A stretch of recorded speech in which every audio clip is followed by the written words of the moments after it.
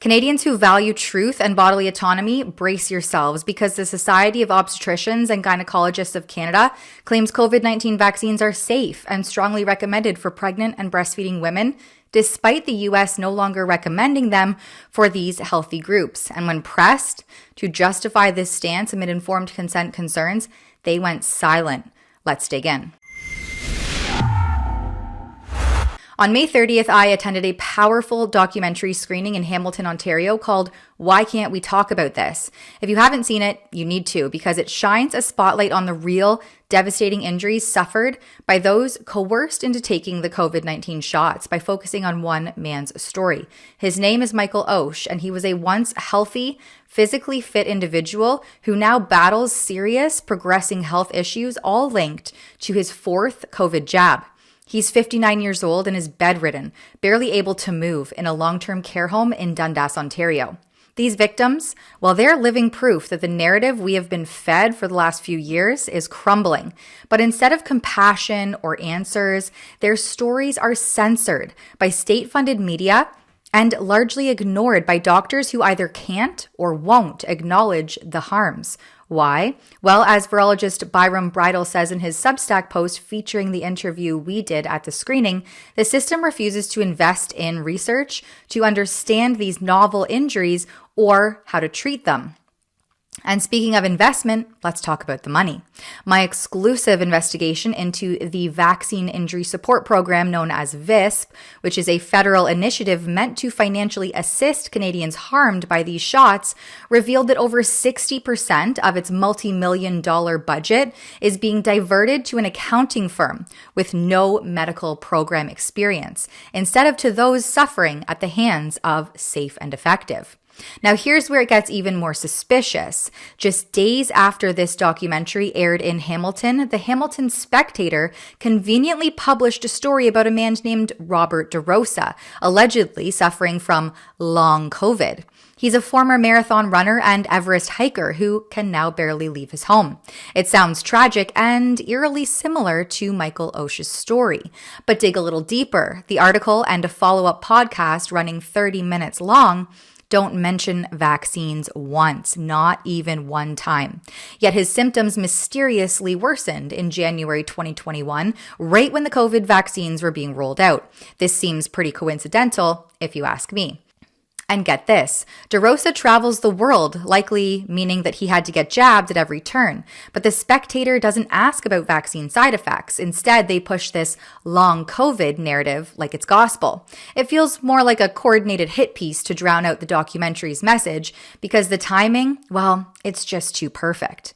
But let's get to the heart of the issue, which is the SOGC's shameful disregard for informed consent. I had reached out to them with some straightforward questions following Bridle's clear-cut evidence that they have not shared the full scope of risks associated with COVID-19 vaccines for pregnant and breastfeeding women. I'll link to that full interview so that you can see it for yourself if you haven't already in the written component of this report. The SOGC's blanket statement failed to acknowledge Health Canada's position that they explicitly did not approve these shots for pregnant or breastfeeding women, nor that the manufacturers themselves, that would be Pfizer and Moderna, have studied or proven safety in this demographic. Failure to inform patients of this factual information is not only misleading vulnerable patients, but also undermining trust in medical guidance. So I had reached out to the SOGC to ask them how they justify pushing vaccines on pregnant and breastfeeding women when Health Canada admitted through an official order paper question in Parliament that no vaccine manufacturer sought approval for use in this group and that no randomized controlled trial data exists for them. I asked how they reconcile this with the Supreme Court of Canada's definition of informed consent, which demands full disclosure of risks and limitations. And then I asked if they think it's ethical to hide the fact that these vaccines were never tested or approved for pregnant or lactating women. Their deadline to respond, well, it was 11 a.m. last Thursday, and their response? Nothing, just absolute silence. Pregnant women and new mothers deserve to know the truth, that these vaccines were never studied for their safety in their unique circumstances. They deserve to make informed choices, not be coerced into compliance by so-called experts who won't even answer basic questions. The SOGC's silence speaks volumes. They're either too arrogant to be accountable or too afraid to admit they've been complicit in a dangerous narrative. Virologist Dr. David Speaker further notes that in their statement, the SOGC compares COVID vaccines to pertussis and influenza, confusing completely different vaccine platforms with the lipid nanoparticle wrapped modified RNA novel injections. Neither pertussis nor influenza uses mRNA technology or lipid nanoparticles, he shares in a response to my media request.